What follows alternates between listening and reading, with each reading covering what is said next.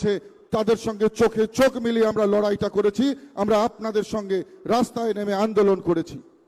আজকে উন্নয়নের বিষয়ে যখন বিরোধীরা কথা বলছেন, একটা সময় ছিল যখন দিল্লি থেকে বোতাম টেপা হতো আর সারা ভারতবর্ষব্যাপী বিভিন্ন প্রকল্পের উদ্বোধন হতো। আজকে কুচবিহার থেকেও আমরা সারা ভারতবর্ষের বিভিন্ন প্রকল্পের উদ্বোধন করেছি, এটা আমাদের গর্বের বিষয়। আজকে সারা ভারত জুড়ে 1000 খেলো ইন্ডিয়ার সেন্টার তৈরি হয়েছে। কুচবিহারে এক সময় সিঙ্গেল লাইন ট্রেন চলতো, আজকে ডবল লাইন ট্রেন চলছে। বন্দে ভারত এক্সপ্রেসের মতন এত সুপারফাস্ট এক্সপ্রেস, সেই ট্রেন আজকে কুচবিহারে থামছে, কুচবিহারের মানুষ সেই সুবিধা পাচ্ছে। কুচবিহারের বিমানবন্দর পরিত্যক্ত অবস্থায় পড়েছিল, সেই বিমানবন্দরে আমরা পরিষেবার ব্যবস্থা করেছি উড়ান স্কিমের মাধ্যমে। প্রত্যেক দিন শিডিউল ফ্লাইট সেখানে নামছে, অবতরণ করছে। আজকে কুচবিহারের মানুষের জন্য রাস্তা থেকে শুরু করে ইনফ্রা ডেভেলপমেন্ট থেকে শুরু করে কানেক্টিভিটি ডেভেলপমেন্ট, প্রত্যেকটা কাজ কেন্দ্র সরকার পুঙ্খানুপুঙ্খভাবে করছে। কিন্তু বিভিন্ন কারণে আপনারা জানেন যে রাজ্য সরকারের চরম অসহযোগিতা, সেই অসহযোগিতার কারণে এই উন্নয়ন বিভিন্ন সময় বিঘ্নিত হয়েছে। আজকে একদিকে অনুন্নয়ন, একদিকে যারা শিক্ষিত বেকার যুবক তাদের কর্মসংস্থান নেই। আবার এখন যা চলছে সারা বাংলা জুড়ে, আপনারা জানেন সন্দেশখালীর ঘটনা, কিভাবে সেখানে মায়েদের উপর অত্যাচার হয়েছে, সেখানে কিভাবে মহিলাদের উপর অত্যাচার হয়েছে, তাদের সম্ভ্রম লুণ্ঠন করা হয়েছে, আপনারা দেখেছেন। আজকে মমতা বন্দ্যোপাধ্যায় গুমানির হাটে এসেছিলেন, বড় বড় কথা বলছিলেন। তিনি বলছিলেন আমাদের বিমানবন্দর নিয়ে কথা বলছিলেন। বিমানবন্দরটি কেন্দ্রীয় সরকারের টাকায় তৈরি, আর উনি বলছেন উনি তৈরি করে দিয়েছেন। অবশ্য এই কথা বলতে গিয়ে উনি মুখ ফসকে একটা কথা বলে ফেলেছেন। উনি বলছেন আমাদের এই বিমান যেটা আসেন এটা নিয়ে কথা বলেছিলেন যে সিঙ্গেল ইঞ্জিন নাকি ভালো না। নিশ্চয়ই ওনার কথা ঠিক, তবে বিমানের সিঙ্গেল ইঞ্জিন ভালো কিনা জানি না, রাজ্যে সিঙ্গেল ইঞ্জিন ভালো নয়, রাজ্যে ডবল ইঞ্জিনের দরকার রয়েছে। পশ্চিমবঙ্গেও ভারতীয় জনতা পার্টির সরকারের দরকার রয়েছে। আজকে উনি বড় বড় কথা বলছেন, বড় বড় কথা বলছেন, মামলার কথা বলছেন। সব মিথ্যে মামলা যা দিয়েছে সেটা আমরা নিশ্চিতভাবে এপিডুপিডের মাধ্যমে জানিয়েছি। পিসির কাছে তার ভাইপোই একাই ভালো। কুচবিহারের মতন প্রত্যন্ত জায়গা থেকে উঠে গিয়ে রাজবংশী ঘরের কোনো ছেলে দিল্লিতে গিয়ে সেখানে বসবেন, মোদিজির হাতকে শক্ত করবেন, এটা পিসিমণির সহ্য হয় না। তাই এখানে এসে উল্টো পাল্টা কথা বলে মানুষের মধ্যে বিভ্রান্তি ছড়ানোর চেষ্টা করছে। আমি শুধু এতটুকুই বলবো, আমি কারোর চর্চা করবার জন্য বক্তব্য রাখবো না, শুধু এতটুকুই বলবো যে আপনারা যেভাবে আশীর্বাদ করেছিলেন, আপনাদের অকৃপণ আশীর্বাদ, আপনাদের শুভাশীর্বাদ আবারও আমরা চাইতে এসেছি। কি দেবেন তো আপনাদের আশীর্বাদ? দুহাত তুলে বলুন আপনাদের আশীর্বাদ করবেন তো আপনারা? দুহাত তুলে বলুন এইবার 400 পার করবো তো আমরা? দুহাত তুলে বলুন আমরা এবার 400 পার করবো তো? এইবার এইবার এইবার আমরা আপনাদের তাই আশীর্বাদ চাইতে এসেছি। আপামর কুচবিহারের জাগ্রত জনতার শুভাশীর্বাদ চাইতে এসেছি। আপনাদের আশীর্বাদকে মাথায় নিয়ে মোদিজির হাতকে শক্তিশালী করব এবং মোদিজি যে স্বপ্ন দেখেছেন ভারত আবার জগৎ সভায় শ্রেষ্ঠ আসন লবে, আপনাদের আশীর্বাদের মাধ্যমেই সেই স্বপ্ন পূরণ হবে এবং ভারত বিশ্বের দরবারে শ্রেষ্ঠত্বের আসনে আসীন হবে। আপনাদের কাছে কোটি কোটি প্রণাম জানিয়ে আমি আমার বক্তব্যকে শেষ করব, দীর্ঘায়িত করব না। এরপরে মনোজজিজ্ঞা সাহেব বলবেন এবং মোদিজি খুব অল্প সময়ের মধ্যেই এই মঞ্চে এসে উপস্থিত হবেন। আপনাদের অকৃপণ শুভাশীর্বাদ, ভালোবাসা, আপনাদের স্নেহ কামনা করে আমার বক্তব্য শেষ করব। সবাই ভালো থাকবেন, সুস্থ থাকবেন। জয় হিন্দ, বন্দে মাতরম। ভারত মাতা কি, ভারত মাতা কি, ভারত মাতা কি। বন্দে বন্দে বন্দে বন্দে। জয় শ্রীরাম, জয় জয় শ্রীরাম।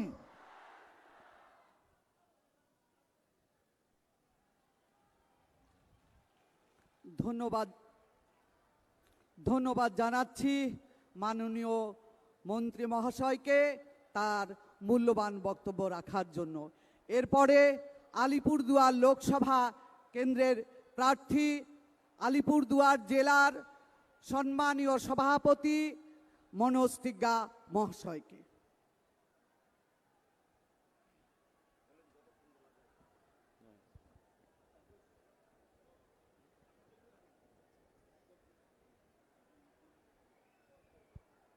আজকে আমরা সকলেই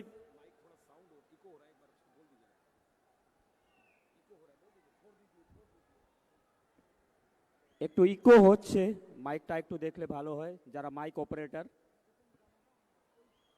আজকে আমরা সকলেই আমাদের দেশের यशस्वी প্রধানমন্ত্রী শ্রী নরেন্দ্র মোদীজির জনসভায় উপস্থিত হয়েছি, কেননা আমাদের প্রথম দফায় 19 তারিখ ভোট হতে চলেছে। তাই আজকে এই জনসভায় মঞ্চে উপবিষ্ট আমাদের রাজ্য সভাপতি ডক্টর সুকান্ত মজুমদার, আমাদের মধ্যে উপস্থিত আছেন এই জেলার সভাপতি এবং কুচবিহার উত্তরের বিধায়ক সম্মানীয় সুকুমার রায় মহাশয়, উপস্থিত আছেন আমাদের মধ্যে কেন্দ্রীয় মন্ত্রী শ্রী জন বার্লাজি, আমাদের মাঝে উপস্থিত আছেন কেন্দ্রীয় মন্ত্রী এবং কুচবিহার লোকসভার কেন্দ্রের প্রার্থী সম্মানীয় নিশীথ প্রামাণিক মহাশয়, আমাদের মধ্যে উপস্থিত আছেন রাজ্যসভার সম্মানীয় সাংসদ মহারাজজি এবং মাথাভাঙ্গার বিধায়ক শ্রী সুশীল বর্মন, শীতলকুচির বিধায়ক আমাদের বরেনচন্দ্র বর্মন মহাশয়, রাজ্যের সাধারণ সম্পাদক এবং ফালাকাটার বিধায়ক সম্মানীয় দীপক বর্মন মহাশয় এবং আমাদের একাধিক নেতৃত্ব মঞ্চে উপস্থিত আছেন। আমাদের কুচবিহারের দক্ষিণের বিধায়ক শ্রী নিখিল রঞ্জন দে উপস্থিত আছেন এবং সম্মানীয় মঞ্চ। এই লড়াই আমাদের অসত্যের উপরে সত্যের জয় এবং হিংসার উপরে অহিংসার জয়ের লড়াই। এই লড়াই নিশ্চিতভাবে আমরা জয় হব, কেননা আমরা দেখেছি যে কিভাবে রাম রাবণকে পরাজয় করেছিলেন, শ্রীকৃষ্ণ কংসকে পরাজয় করেছিলেন, তেমনি আমরা নিশ্চয়ই টিএমসিকে পরাজয় করব, তাতে কোনো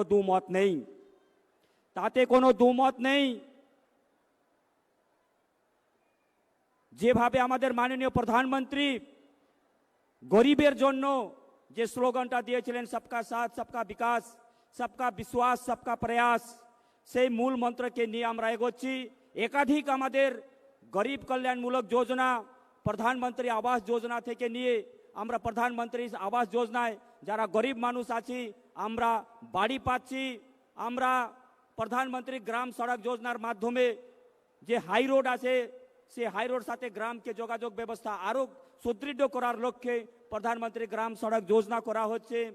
আমাদের মায়ের জন্য মান সম্মানকে মাথায় রেখে আমাদের মাননীয় প্রধানমন্ত্রী যে ইজ্জত ঘর শৌচালয়ের ব্যবস্থা করেছেন। পাশাপাশি আমরা জানি যে সবচেয়ে গুরুত্বপূর্ণ জিনিস, যে সময় করোনা মহামারী হয়েছিল সে সময় আমাদের অনেকেই হয়তো কেরল, তামিলনাড়ু, দিল্লি, গুজরাটে থাকতেন। সে সময় সবাই কাজ ছেড়ে, হাতে কোনো কাজ নাই, আমরা সবাই বাড়ি ফিরেছিলাম। সে সময় নরেন্দ্র মোদীজি ঘোষণা করলেন যে না, আমার পরিবারের যারা সদস্য আছেন, আমার 130 কোটি মানুষ যারা ভারতবর্ষে বসবাস করেন, আজকে কারো হাতে কাজ নেই, তাদেরকে যাতে না খেয়ে কেউ মারা না যায় সেই ব্যবস্থা উনি করেছিলেন। 35 কেজি বিনামূল্যে রেশন দিয়েছিলেন। আজও 80 কোটি মানুষকে আমরা বিনামূল্যে আমাদের যশস্বী প্রধানমন্ত্রী রেশন দিচ্ছেন এবং আগামী 5 বছর ধরেই এই রেশন আমরা পাবো। তারপরে যে করোনা মহামারী, সেই করোনা মহামারীর সময় বর্তমান শাসক দল টিএমসি বলেছিল যে আমরা তো কোনো ভ্যাকসিন নেব না,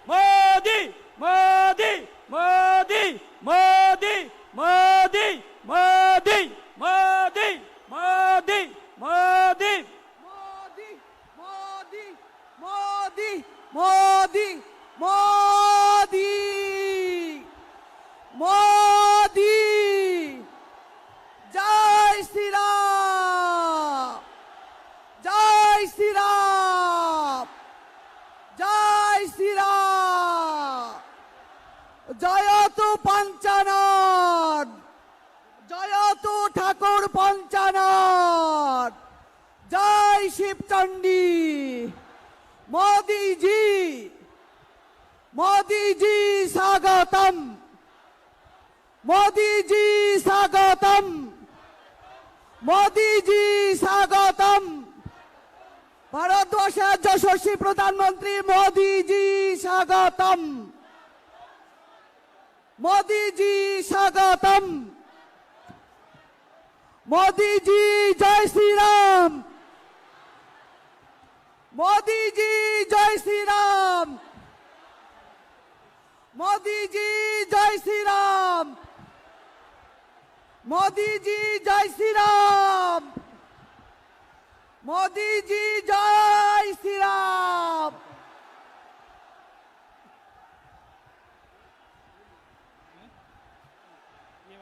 এই মাত্র আমাদের মঞ্চে উপবিষ্ট হয়েছেন যশস্বী প্রধানমন্ত্রী বিশ্ববরেণ্য নেতা সম্মানীয় প্রধানমন্ত্রী নরেন্দ্র দামোদর মোদীজি।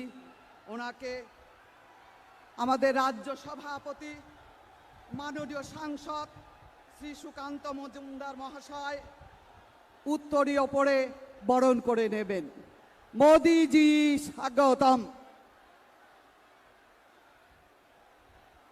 डॉक्टर सुकांत मजुमदार আমাদের রাজ্য সভাপতি অন্যতম সেরা সাংসদ উত্তরীয় পড়ে আমাদের যশস্বী প্রধানমন্ত্রীকে বরণ করে নিচ্ছেন। এরপরে আমাদের আলিপুরদুয়ার লোকসভা কেন্দ্রের প্রার্থী মনোজ তিগ্গা মহাশয় উত্তরীয় পড়ে আমাদের যশস্বী প্রধানমন্ত্রীকে বরণ করে নেবেন। এরপরেই কোচবিহার লোকসভা কেন্দ্রের প্রার্থী বর্তমানে স্বরাষ্ট্র যুব কল্যাণ দপ্তরের প্রতিমন্ত্রী সম্মানীয় নিশীথ প্রামাণিক মহাশয় দেবী দুর্গার প্রতিকৃতি দিয়ে উনি বরণ করে নেবেন।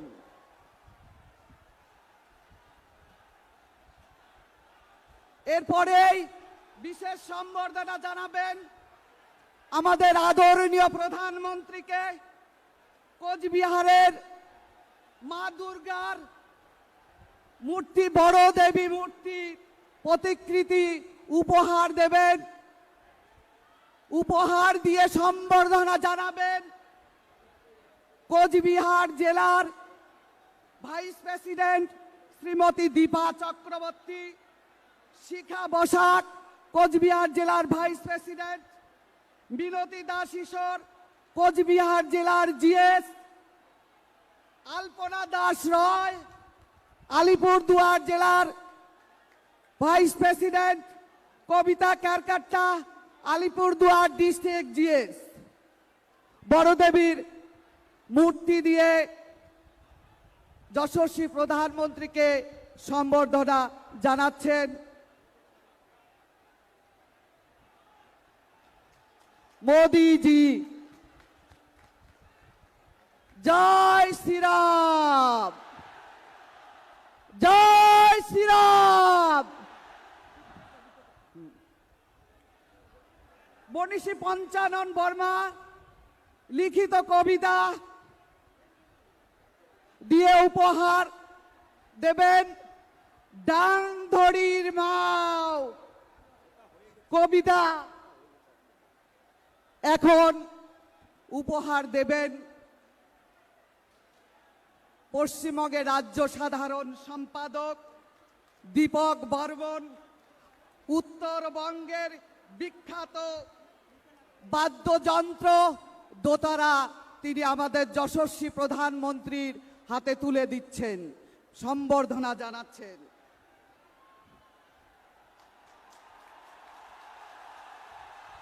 জয় শ্রীরাম, জয় জয় শ্রীরাম।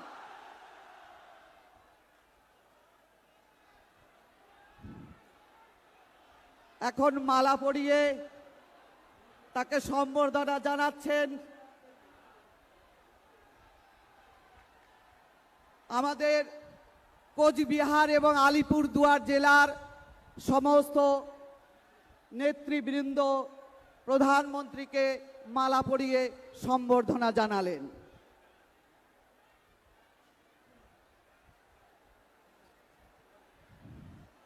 এখন এই মঞ্চেই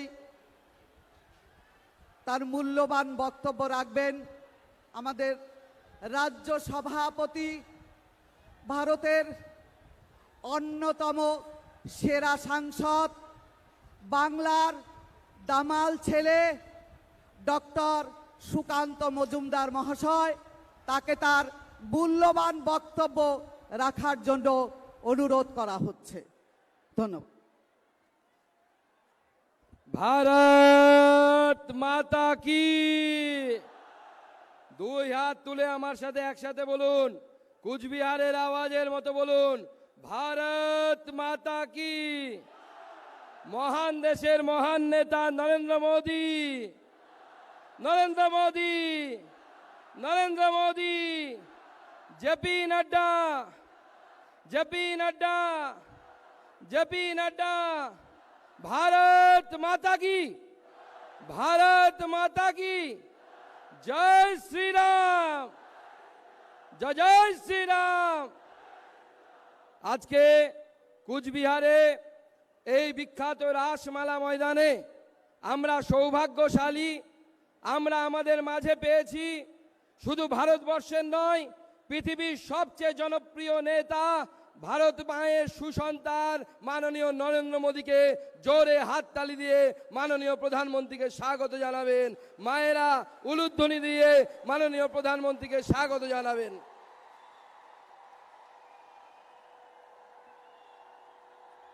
মঞ্চে উপস্থিত মাননীয় মন্ত্রী তথা এখানকার প্রার্থী যিনি হয়েছেন আমার ভাতৃপ্রতিম কুচবিহারের লড়াকু নেতা আমাদের বিজেপির সাংসদ মাননীয় নিশীথ প্রামাণিক মহাশয়, উপস্থিত মাননীয় মন্ত্রী জন বাল্লা মহাশয়, উপস্থিত আলিপুরদুয়ারের ক্যান্ডিডেট মনোজ টিগ্গা মহাশয়, আমাদের সকলের শ্রদ্ধেয় অনন্ত মহারাজ মহাশয়, উপস্থিত দীপক বর্মন রাজ্যের সাধারণ সম্পাদক এমএলএ, আমাদের সম্মানীয় জেলা সভাপতি সুকুমার রায়, অন্যান্য বিধায়কগণ এবং উপস্থিত জেলার পদাধিকারীগণ, পদ্মশ্রী শ্রীমতী গীতা রায় বর্মন, সকলকে একবার হাততালি দিয়ে স্বাগত জানাবেন। সকল নেতৃত্ববর্গকে একবার হাততালি দিয়ে স্বাগত জানাবেন। বন্ধুগণ, প্রথমেই আমি জলপাইগুড়িতে ঝড়ে যে সমস্ত উত্তরবঙ্গের ভাই বোনেরা ক্ষতিগ্রস্ত হয়েছে, যারা মারা গেছে, তাদের আত্মার সদ্গতি কামনা করছে এবং তাদের পাশে ভারতীয় জনতা পার্টি সর্বতোভাবে আছে, থাকবে, সেই বার্তা এই মঞ্চ থেকে আজকে দিতে চাই। বন্ধুগণ, আজকে এই যে পবিত্র মাটি, যে পবিত্র মাটি ঠাকুর পঞ্চাননমার মাটি, যে মাটি পবিত্র মাটি চিলা রায়ের মাটি, যে মাটি অসংখ্য মনীষীর মাটি, সেখানে মাননীয় প্রধানমন্ত্রী এসেছেন। আর আমাদের প্রার্থী নিশীথ প্রামাণিক উত্তরবঙ্গের ছেলে, যাকে ভারতীয় জনতা পার্টি ভারতবর্ষের হোম মিনিস্টার করেছে। এর আগে কোনো রাজনৈতিক দল এই সম্মান উত্তরবঙ্গের না রাজবংশী সম্প্রদায়কে দিয়েছে, না উত্তরবঙ্গের সাধারণ মানুষকে দিয়েছে। সেজন্য মাননীয় প্রধানমন্ত্রীকে আমি ধন্যবাদ জানাই। মাননীয় প্রধানমন্ত্রী এই কাজ করেছিলেন, তাকে সেই জন্য ধন্যবাদ জানাই। আমরা শুধু দেখি কলকাতার মুখ্যমন্ত্রী যিনি এখানে আসেন, তিনি এসে কখনো চা বাগানে ছবি তোলেন, কখনো পাহাড়ে গিয়ে মোমো বানান, এবার শুনলাম নাকি চা বানাচ্ছেন। ওনার মনে হয়েছে যে মোদিজি একসময় চা বানাতেন, চা বানাতে বানাতে উনি প্রধানমন্ত্রী হয়ে গেছেন, মুখ্যমন্ত্রী ভাবছেন উনিও চা বানালে বুঝি উনি প্রধানমন্ত্রী হবেন, কিন্তু হবেন না।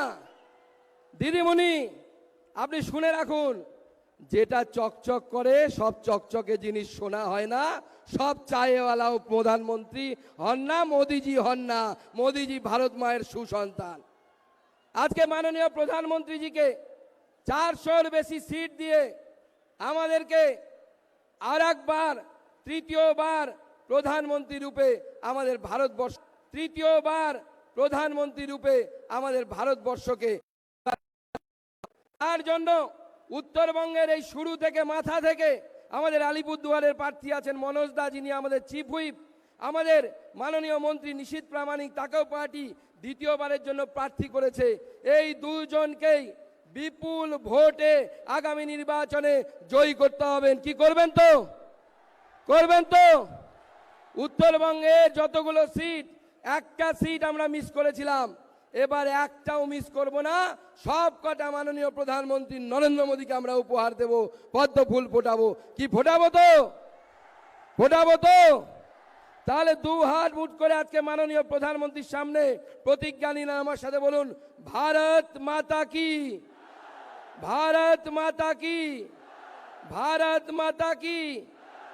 এইবার এইবার এইবার আবার একবার, আবার একবার, আবার একবার।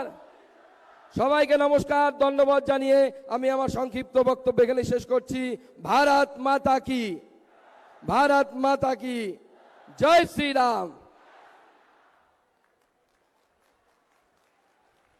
ধন্যবাদ জানাচ্ছি আমাদের রাজ্য সভাপতি সম্মানীয় সুকান্ত দাকে তার মূল্যবান বক্তব্য রাখার জন্য। সবাই আমরা অধীর আগ্রহে অপেক্ষা করছি আজকে আমাদের বিশ্ববরেণ্য নেতা নরেন্দ্র মোদীজির ভাষণ শোনার জন্য। দীর্ঘক্ষণ ধরে আপনারা অপেক্ষা করছেন। তিনি চাওয়ালা থেকে আজকে বিকশিত ভারতের স্রষ্টা। আজকে আপনাদের সম্বোধিত করবেন তৃণমূলের দুর্নীতি, তৃণমূলের সন্ত্রাস, তৃণমূলের মায়েদের নিরাপত্তা নেই, মায়েদের নির্যাতন এবং ধর্ষণের প্রতিবাদে আজকে কোচবিহারের মানুষ এখানে উপযুক্ত জবাব দেওয়ার জন্য তৈরি হয়েছে। আমাদের আলিপুরদুয়ার এবং কোচবিহার লোকসভার প্রার্থীদের পদ্মফুল চিহ্নে বিপুল ভোটে জয়যুক্ত করার জন্য আজকে আমাদের সম্মানীয় প্রধানমন্ত্রী এই মঞ্চকে সম্বোধিত করবেন। আমি তাকে ওনার মঞ্চে ভাষণ দেওয়ার জন্য অনুরোধ করছি।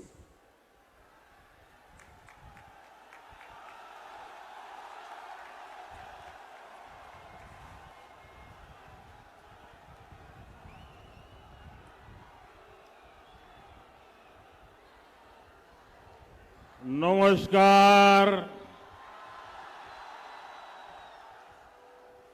সকল কুচবিহারবাসী দের আমার সাদর প্রণাম। दंडोवत सगाई के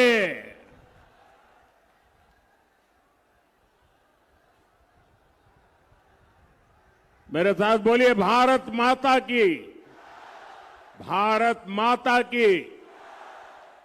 मैं मदन मोहन ठाकुर जी और बोरो देवी को पूरी श्रद्धा से नमन करता हूं।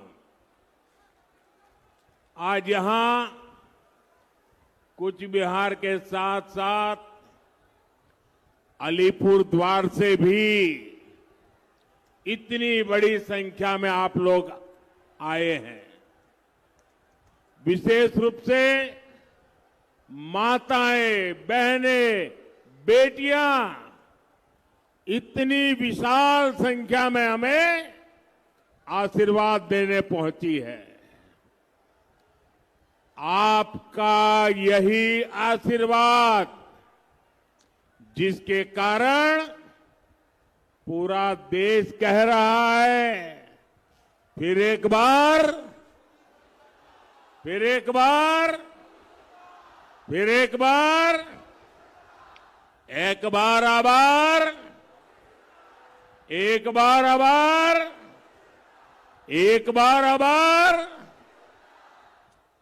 भाइयों और बहनों, मैं अभी हेलीकॉप्टर से यहां जो बाय रोड आ रहा था, पूरे रास्ते भर ऐसा एक लग रहा था जैसे बड़ा रोड शो हो रहा है। ये आपका प्यार मेरे सर आंखों पर है। आज मैं सबसे पहले बंगाल की मुख्यमंत्री ममता दीदी का आभार व्यक्त करना चाहता हूं, क्योंकि 2019 में मैं इसी मैदान में सभा करने आया था, तो उन्होंने एक बड़ा मंच बीच में बना करके मैदान को बहुत छोटा कर दिया था, ताकि लोग मोदी को सुन न सके। और मैंने उस दिन कहा था कि दीदी आपने अच्छा नहीं किया, अब जनता आपको जवाब देगी, और आपने जवाब दे दिया।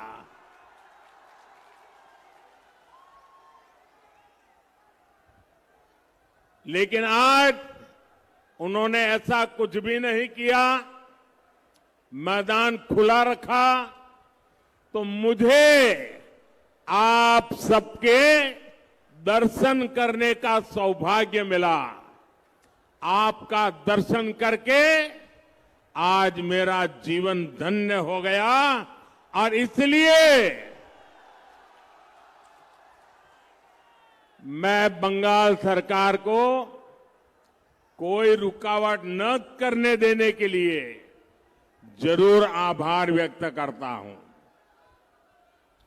भाइयों और बहनों, 21वीं सदी का ये समय भारत के लिए बहुत अहम है। ये समय विकसित भारत बनाने का है, और जब भारत विकसित होगा तो बंगाल उसका बहुत बड़ा लाभार्थी होगा। बंगाल के मेरे भाई बहन उसके सबसे बड़े लाभार्थी होंगे। ये समय महाराजा नरनारायण, वीर चिल्ला रॉय और ठाकुर पंचानन वर्मा जैसे महान सपूतों के सपनों को पूरा करने का समय है। और इसलिए 19 अप्रैल को जब आप मतदान केंद्र पर वोट डालने जाएंगे, तो इस बात को बराबर याद रखिएगा। और हम याद रखें, ये देश का चुनाव है, पूरे हिंदुस्तान का चुनाव है। ये देश को दुनिया की तीसरी बड़ी आर्थिक ताकत बनाने का चुनाव है। और इसलिए दिल्ली में कोई कमजोर सरकार नहीं, बल्कि स्थिर और मजबूत सरकार जरूरी है। आप मुझे बताइए, क्या देश को दुनिया की तीसरी बड़ी आर्थिक शक्ति बनाना चाहिए कि नहीं बनाना चाहिए? बनाना चाहिए कि नहीं बनाना चाहिए? इसके लिए मजबूत सरकार चाहिए कि नहीं चाहिए? मोदी मजबूत सरकार देता है कि नहीं देता है? आगे भी देगा कि नहीं देगा? और इसलिए देश की सरकार बनानी है, मजबूत सरकार बनानी है, काम करने वाली सरकार बनानी है। साथियों, आजादी के बाद हमारे देश में 6-7 दशक तक लोगों ने केंद्र सरकार में सिर्फ और सिर्फ कांग्रेस का मॉडल देखा। अब पहली बार देश ने बीते 10 साल में पूर्ण बहुमत वाली बीजेपी सरकार का मॉडल देखा है। आज दुनिया कहती है कि मोदी मजबूत नेता है। दुनिया कहती है मोदी कड़े और बड़े फैसले लेने वाला नेता है। लेकिन मेरे भाइयों बहनों, मैं तो हाथ जोड़ के यही कहूंगा, बड़ी विनम्रता से कहना चाहता हूं कि मोदी तो भारत की जनता जनार्दन का एक बहुत सामान्य सेवक है। मोदी कड़े और बड़े फैसले लेता है क्योंकि उसे 140 करोड़ भारतीयों के सपने पूरे करने हैं। और इसलिए मोदी की गारंटी है,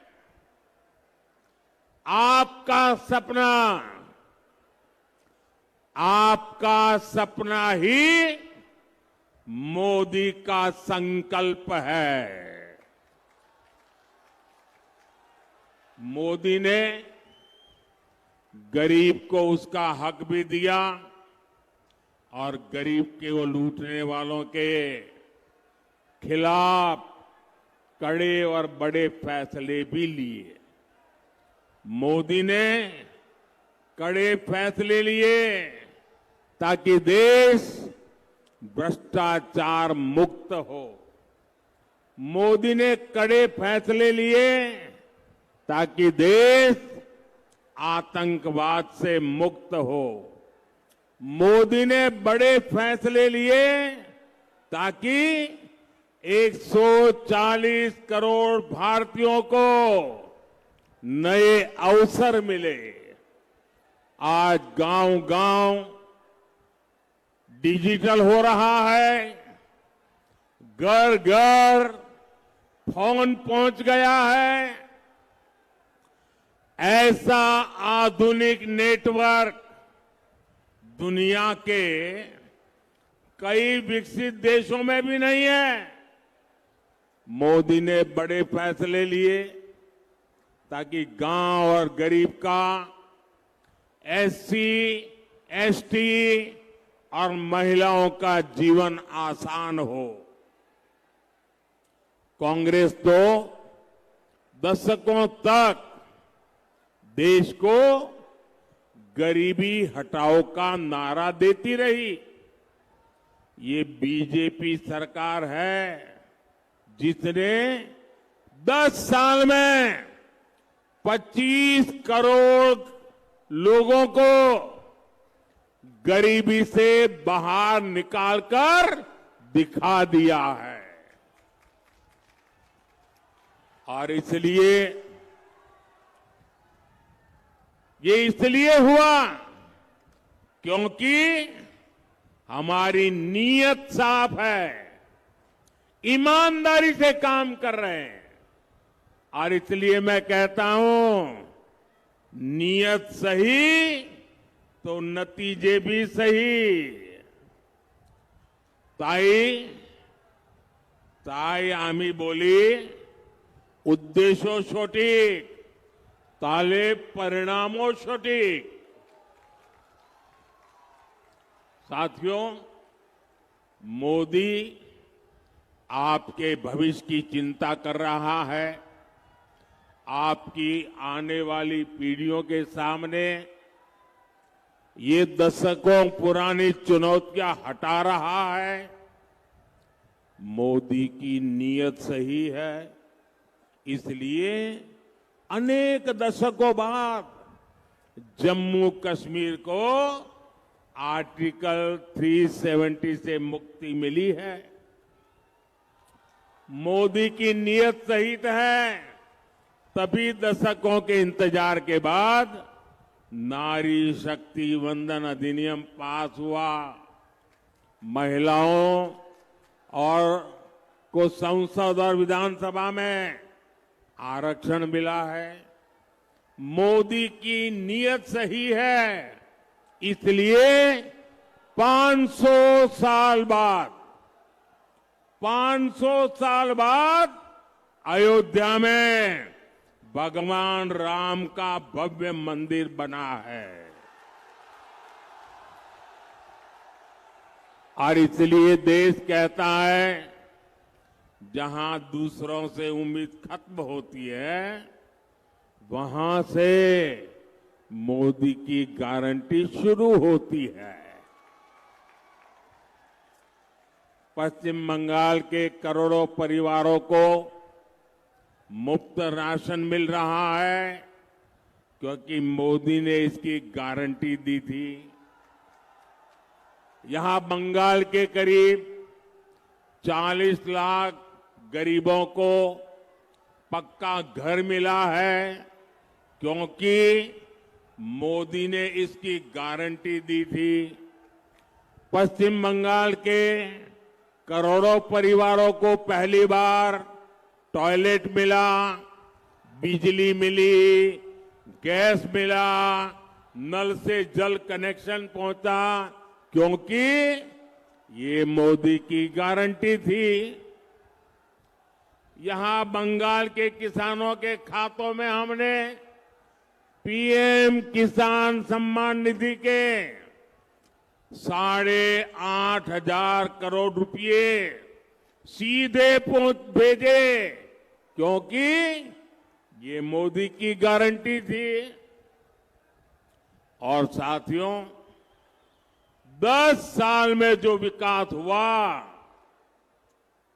बहुत बड़ी लंबी लिस्ट है। हिंदुस्तान के हर इलाके में हुआ, हिंदुस्तान के हर परिवार तक पहुंचा। बहुत कुछ हुआ है, लेकिन आप याद रखिए, ये जो 10 साल में हुआ है ना, 10 साल में जो विकास हुआ है ना, वो तो सिर्फ ट्रेलर है, ट्रेलर।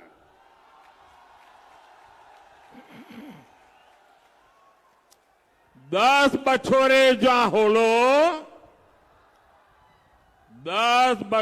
जा होलो ओटा ट्रेलर छिलो।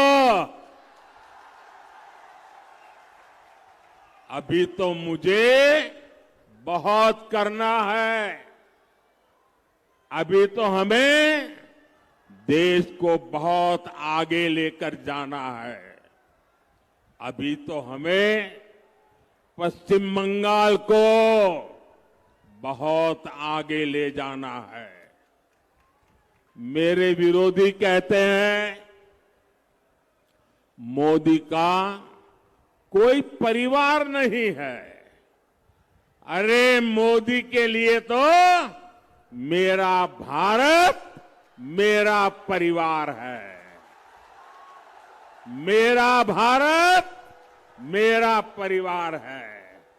आप मुझे बताइए, आप भी मेरा परिवार है कि नहीं है? आप भी मेरा परिवार है कि नहीं है? आमार भारत आमार परिवार। भाइयों और बहनों, बंगाल के विकास के लिए यहां बीजेपी का मजबूत होना बहुत जरूरी है। बीजेपी ही है जो यहां माताओं बहनों पर होने वाले अत्याचार को रोक सकती है। पूरे बंगाल ने, पूरे देश ने देखा है कि कैसे टीएमसी सरकार ने संदेश खाली के गुनहगारों को बचाने के लिए पूरी ताकत लगा दी। संदेश खाली की महिलाओं के साथ जो हुआ वो टीएमसी के अत्याचार की पराकाष्ठा थी। अब बीजेपी ने संकल्प लिया है कि वो संदेश खाली के दोषियों को सजा दिलवा कर ही रहेगा। उन्हें जिंदगी जेल में ही काटनी पड़ेगी। इसलिए यहां हर बूथ पर कमल छाओ गांव में लाखों बहनें सहायता समूहों से जुड़ी है। अब मोदी ने 3 करोड़ बहनों को, मेरी माताएं बहनें सुनिए, मोदी ने गारंटी दी है 3 करोड़ बहनों को लखपति दीदी बनाने की मेरी गारंटी है। मैं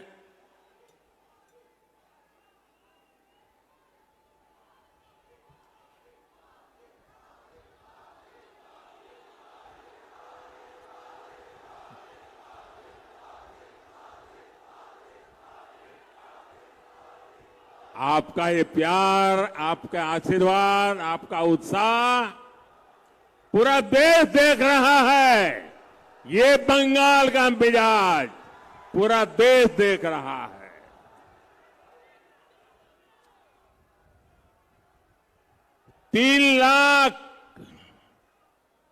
तीन करोड़ लखपति दीदी बनाना और दूसरा नमो ड्रोन दीदी योजना के तहत बहनों को मैं ड्रोन दे रहा हूं, उन्हें ड्रोन पायलट बना रहा हूं। ड्रोन से होने वाली खेती में बहनों की बड़ी भूमिका होगी, उनकी आय बढ़ेगी। मेरा प्रयास है कि माताओं बहनों के हमारे समूह आत्मनिर्भर भारत को गति दे। साथियों, कुछ बिहार हो, अलीपुर द्वार हो, ये पूरा क्षेत्र अनंत संभावनाओं का क्षेत्र है। इसलिए बीजेपी सरकार इस पूरे क्षेत्र में विकास के लिए निरंतर काम कर रही है। बांग्लादेश के साथ व्यापार कारोबार करना आसान हो, कानूनी तरीके से वहां आना जाना आसान हो, इसके लिए हम निरंतर प्रयास कर रहे हैं। लेकिन टीएमसी, लेफ्ट और कांग्रेस का इंडी गठबंधन सिर्फ झूठ और अफवाह की राजनीति में ही जुटे हैं। इन्होंने राजवंशी, नामशूद्र और मतुआ साथियों की कभी परवाह नहीं की। लेकिन आज जब बीजेपी सरकार सीएए लेकर आई है तो ये अफवाहें फैला रहे हैं। मां भारती पर आस्था रखने वाले हर परिवार को नागरिकता देना ये मोदी की गारंटी है। मैं पश्चिम बंगाल के हर परिवार से कहूंगा, ये टीएमसी वाले, वामपंथ वाले डराएंगे, अलोकतांत्रिक तरीके आजमाएंगे, लेकिन आपने 10 साल मेरा काम देखा है। आप मोदी की गारंटी पर भरोसा कर सकते हैं। भाइयों और बहनों, टीएमसी, कांग्रेस और लेफ्ट की राजनीति ही झूठ पर, भ्रम फैलाना और अपप्रचार पर टिकी हुई है। इंडी गठबंधन अपने आप में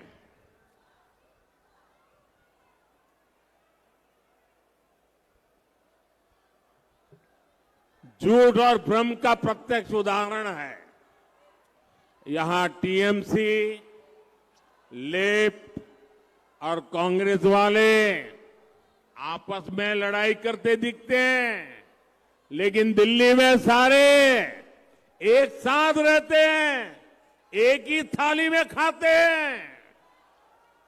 अब देखिए, ये राशन घोटाले, शिक्षक भर्ती घोटाले में जो लोग जुड़े हैं ना, उनको बचाना चाहते हैं।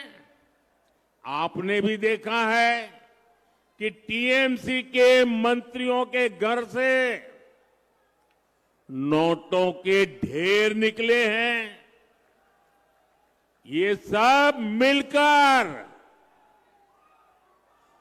इन लोगों को बचाना चाहते हैं, जिन्होंने नौकरी के नाम पर ये मेरे परिवारजनों को धोखा दिया है। वे लोग उनको बचाना चाहते हैं। आप मुझे बताइए, जिन्होंने आपको लूटा है, उनको सजा होनी चाहिए कि नहीं? जिन्होंने आपको लूटा है, उनको सजा होनी चाहिए कि नहीं होनी चाहिए? जिन्होंने भ्रष्टाचार किया है, उनको जेल में जाना चाहिए कि नहीं जाना चाहिए? ये पैसा आपका है, किसी को लूटने का अधिकार नहीं है। और ये इनको बचाने के लिए ये जांच में रोड़े अटकाते हैं और दिन रात मोदी को गालियां देते हैं। ये चाहते हैं कि पश्चिम बंगाल में भ्रष्टाचार, तोलाबाजी, खून खराबे की राजनीति ऐसे ही चलती रहे। मैं कहता हूं, भ्रष्टाचार हटाओ। वो कहते हैं भ्रष्टाचारी बचाओ। आमी बोली भ्रष्टाचार छोड़ाओ, तारा बोले भ्रष्टाचारी बचाओ। मैं इन भ्रष्टाचारियों को दो टूक कह रहा हूं, आपकी धमकी से कुछ नहीं होगा। ये मोदी है, भ्रष्टाचारियों को सजा दे करके रहेगा।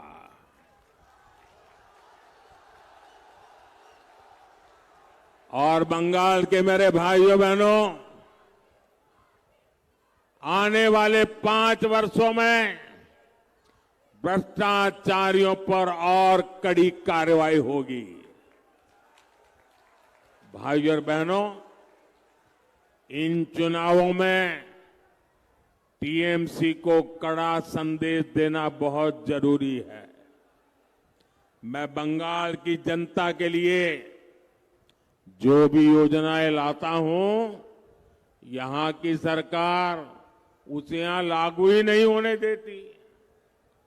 टीएमसी ने आयुष्मान भारत योजना को रोका है। अब ये आयुष्मान योजना ऐसी है कि मान लीजिए आप किसी कारण से मुंबई गए और वहां बीमार हो गए, अगर आयुष्मान कार्ड होगा ना तो मुंबई में भी आपकी मुफ्त में इलाज होगा। आप चेन्नई गए और कुछ हो गया तो वहां भी आपका इलाज होगा। लेकिन वो काम ये टीएमसी सरकार करने नहीं देती है। यहां अगर ये योजना होती तो दूसरे राज्यों में इलाज के लिए जो मरीज जाते हैं उनको भी 5 लाख रुपए तक का मुफ्त इलाज मिलता। बीजेपी सरकार की पहचान मेडिकल कॉलेज और एम्स बनाने वाली सरकार की है। हम देश के हर जिले में कम से कम एक मेडिकल कॉलेज बनाने पर बल दे रहे हैं। लेकिन टीएमसी सरकार ये भी करने नहीं देती। पूरे देश में गांव की सड़क, नेशनल हाईवे, आधुनिक रेलवे, एयरपोर्ट, हर क्षेत्र में अभूतपूर्व काम हुआ है। लेकिन पश्चिम बंगाल को रिकॉर्ड पैसा देने के बावजूद टीएमसी सरकार की रोकटोक से प्रोजेक्ट समय पर पूरे नहीं हो पाते। साथियों, देश को तीसरी बड़ी आर्थिक शक्ति बनाने में टूरिज्म की भी बहुत बड़ी भूमिका होने वाली है। एक क्षेत्र टूरिज्म का बहुत बड़ा केंद्र बनने जा रहा है। देश आज स्पोर्ट्स की नई क्रांति की तरफ बढ़ रहा है। इसमें भी क्षेत्र की बड़ी भूमिका मैं देख रहा हूं। बीजेपी ही है जो राजवंशी परंपरा को, भाषा संस्कृति को, अपने महापुरुषों को सम्मान दे सकती है। बीजेपी ही है जो चाय बागानों में काम करने वालों के कल्याण के लिए काम कर सकती है।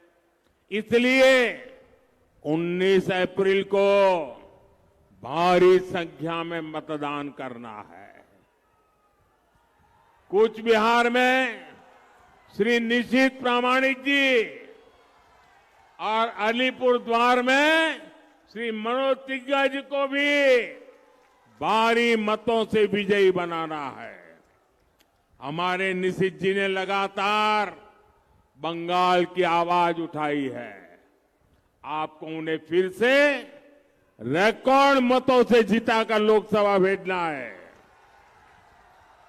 और मैं आपसे 2 बातें करना चाहता हूं।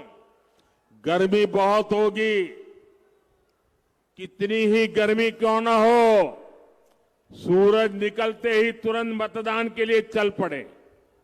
सुबह सुबह ही मतदान कर दें। और दूसरा, ये टीएमसी के गुंडे आपको वोट देने से रोकते हैं। पूरी हिम्मत के साथ खड़े हो जाइए। इस बार इलेक्शन कमीशन बहुत जागरूक है।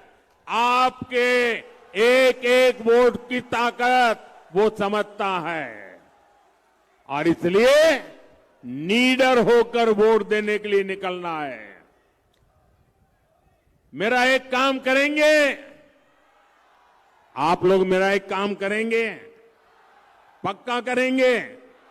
जरा अपना मोबाइल फोन निकाल करके फ्लैश लाइट चालू कीजिए। सब अपना मोबाइल निकाल करके जरा फ्लैश लाइट चलाइए। फिर मैं बताता हूं क्या काम करना है। आप अपना मोबाइल का फ्लैश लाइट चालू कीजिए सब। अच्छा, मेरा एक काम करेंगे।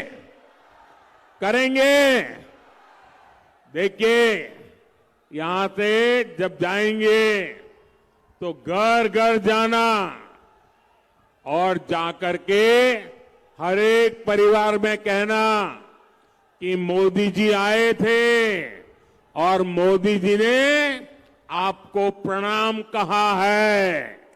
ये मेरा संदेश दे देंगे, मेरा प्रणाम घर घर पहुंचाएंगे। मोरे साथ बोलिए भारत माता की, भारत माता की, भारत माता की। बहुत बहुत धन्यवाद।